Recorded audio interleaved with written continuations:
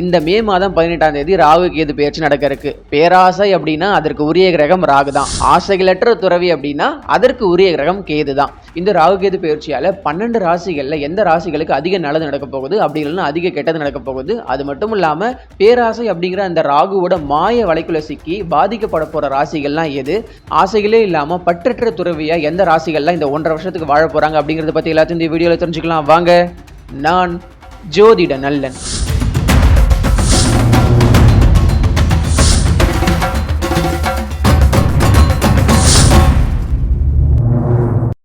Video ஆரம்பிக்கிறதுக்கு முன்னாடி எப்பயும் சொல்கிற ஒரு விஷயம் தான், ராசி பலன் அப்படிங்கிறது ஒரு பொது பலன் தான். இது துல்லிய பலன் கிடையாது. எதையே நீங்கள் முழு பலனாக எடுத்துக்கிட்டு உங்கள் வாழ்க்கையில் எந்த ஒரு பெரிய முடிவுகளையும் எடுக்கக்கூடாது அப்படின்னு நான் முன்கூட்டியே சொல்லிடுறேன்.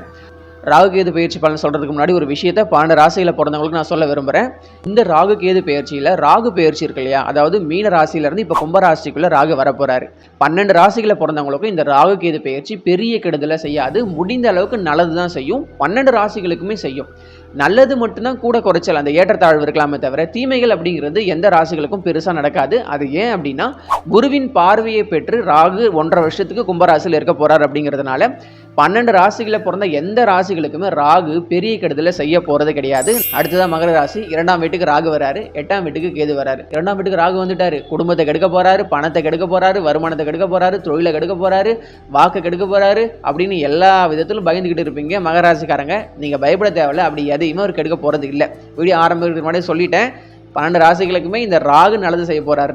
குருவின் பார்வை ராகு மேல விழுது அப்படிங்கிறதுனால தொழில் நல்லா இருக்கும், பணம் வரப்போகுது, குடும்பத்துல ஒரு ரிலாக்ஸான சண்டை சச்சரவு இல்லாத ஒரு சுச்சுவேஷன் கண்டிப்பா நடக்கும். இந்த 2ஆம் வீட்டில் இருக்க ராகு மகர ராசிக்கு கண்டிப்பா பாசிட்டிவான ஒரு ராகுவாக தான் செயல்பட போறாரு. ஆனா 8ஆம் வீட்டில் இருக்க கேது கண்டிப்பா சில பிரச்சனைகளை கொடுப்பாரு. உடல் பிரச்சனைகளை, உடல் உபாதைகளை கண்டிப்பா அவர் கொடுப்பாரு. ஹாஸ்பிட்டல் கையுமா தெரிய வேண்டியதா இருக்கும். ஏற்கனவே 6ஆம் வீட்டில் குரு வேற இருக்காரு அப்படிங்கிறதுனால கண்டிப்பா மருத்துவ செலவுகள் அதிகமா இருக்கும் மகர ராசிக்கு.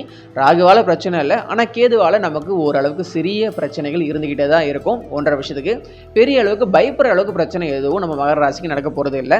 2ஆம் வீட்டில் ராகு 8ஆம் வீட்டில் கேது இருக்கிறதுனால பல விதத்தில் நமக்கு கெடுதல் வந்துடும் அப்படின்னு சொல்லிட்டு நீங்க பயப்பட வேணாம். மகர ராசிக்கு கண்டிப்பா நல்லாவே இருக்கு இந்த ராகு கேது பயிற்சி. ரொம்ப மோசமான பயிற்சியெல்லாம் ஒன்றும் கிடையாது. கேது மட்டும்தான் நமக்கு கொஞ்சம் சில குடைச்சலை கொடுத்துக்கிட்டே இருப்பாருன்றதுனால ராகு கேது பயிற்சி நம்ம பார்க்கும்போது மகர ராசிக்கு அற்புதமாகவே இருக்கு. மகர ராசிக்கு இந்த ராகு கேது பயிற்சிக்கு எவ்வளவு மார்க் கொடுப்போம் அப்படின்னா, கண்டிப்பா 100க்கு 75 மார்க் நான் தாராளமாக கொடுத்துருவேன்.